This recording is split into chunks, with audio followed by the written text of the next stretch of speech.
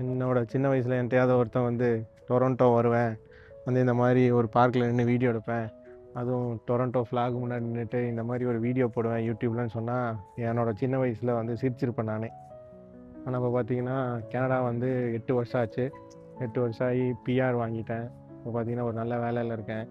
Canada ட்ரீமுங்கிறது வந்து ஈஸியாக கஷ்டமாக, கனடாவில் என்னென்ன லைஃப் ஸ்டைலு, என்னோட என்னென்ன சேலஞ்சஸ் இருக்குது எல்லாத்தையும் இந்த வீடியோவில் ஷேர் பண்ண போகிறேன். இது வந்து இந்தியா டு கனடா சீரியஸ் 1. வாங்க இந்த வீடியோக்குள்ளே போகலாம்.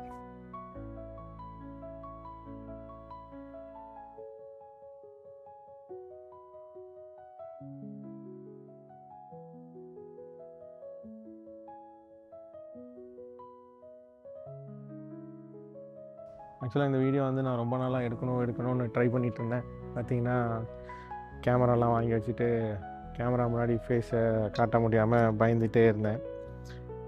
உண்மையாக சொல்ல போனால் அது வந்து என்னோடய கேமராவோட பயம் ப்ளஸ் வந்து பீப்புள் என்ன ஜட்ஜ் பண்ணிடுவாங்களோ என்ன பண்ணிடுவாங்களோன்னு ரொம்ப பயந்துட்டு இது பண்ணிகிட்டு இருந்தேன்.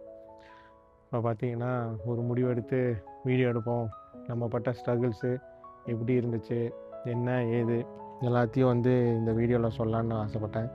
கனடா வந்து ஒரு பியூட்டிஃபுல்லான கண்ட்ரி. ஈக்குவலான ஆப்பர்ச்சுனிட்டி இருக்க மாதிரி ஈக்குவலான ஸ்ட்ரகிள்ஸ் இருக்கும். பீப்புள் நினைக்கிறாங்க இங்கே வந்து ஈஸியாக வந்து எல்லாமே கிடச்சிரும், எல்லாமே வந்து ஈஸியாக கிடைக்கும்னு. ஆனால் அதுதான் உண்மை இல்லை. பார்த்திங்கன்னா நான் பண்ண ஸ்ட்ரகிள்ஸ்லாம் பார்த்திங்கன்னா ரொம்ப கஷ்டம். என்னோடய பார்ட் டைம் ஜாபாக இருக்கட்டும், ஸ்டார்டிங்கில் ஃபுல் டைம் ஜாபாக இருக்கட்டும், அதுக்கப்புறம் என்னோடய ஃபுல் டைம் ஜாபில் நான் பட்ட கஷ்டம் அதெல்லாம் பார்த்திங்கன்னா ரொம்ப ஈஸி கிடையாது. ஆனால் எண்ட் ஆஃப் த டே இது வந்து ஒர்த்தான்னு கேட்டிங்கன்னா கண்டிப்பாக ஒர்த்து தான். ஆனால் உங்களோட ஹார்ட் ஒர்க் அதில் போட முடியுமா அப்படிங்கிறது தான் கொஷினே. நீங்கள் இங்கே ஹார்ட் ஒர்க் பண்ணிங்கன்னா கண்டிப்பாக சக்ஸஸ் ஆகலாம்.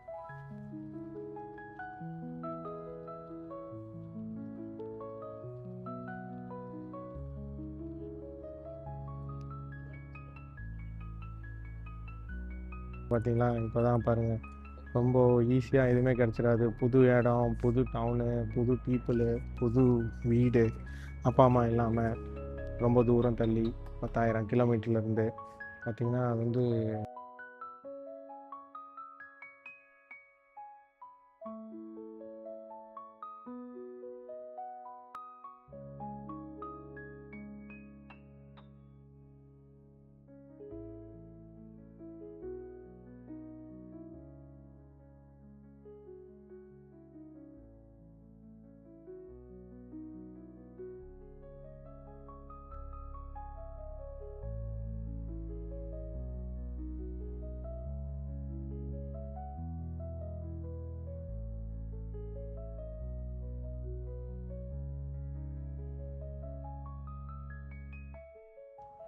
என்ன மாதிரி ஹார்ட் ஒர்க்கு அப்படின்னா, உங்களோட ஜாப் மார்க்கெட் அனலைஸ் பண்ணணும்.